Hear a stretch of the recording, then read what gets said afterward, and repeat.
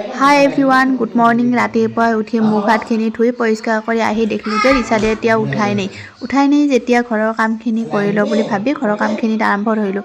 কামখিনি কৰি উঠি গা পা ধুই আজৰি হ'লোঁ। এতিয়া ভাবিলোঁ অকণমান বজাৰলৈ ওলাই যাওঁ। বজাৰলৈ ওলাই গ'লোঁ আৰু ইয়াতে ফ্লাইঅভাৰখন বনাই আছে নহয়, দেখিছে হোৱাই নাই, কিমান যে ধুনীয়া লাগিব ন। আহি পাই গ'লোঁ বজাৰত। বজাৰৰ পৰা চুৱেটাৰ ল'লোঁ আৰু ৰিচাদৰ কাৰণে কিবা ল'লোঁ আৰু মানুহজনে এটা চুৱেটাৰ ল'ব বুলি ভাবিছিলে। পিছে গাত নহ'লে নহয় আমাৰ পেটলাজনীৰ নহয় ৰে এজনৰ।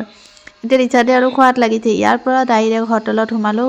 হোটেলত অকণমান খালোঁ আৰু ৰাস্তাখন দেখিছে ইমান বেয়া, জোতাবিলাক একেবাৰে বেয়া হৈ যায় পিন্ধি গ'লে।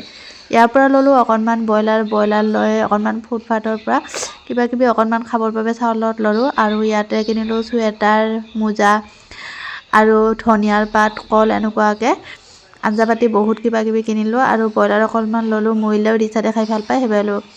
আহি চাহ একাপ লৈ আৰু আনি লোৱা পকৰাখিনি লৈ ৰিচাদক অকণমান খুৱাই পঢ়াত বহিলোঁ।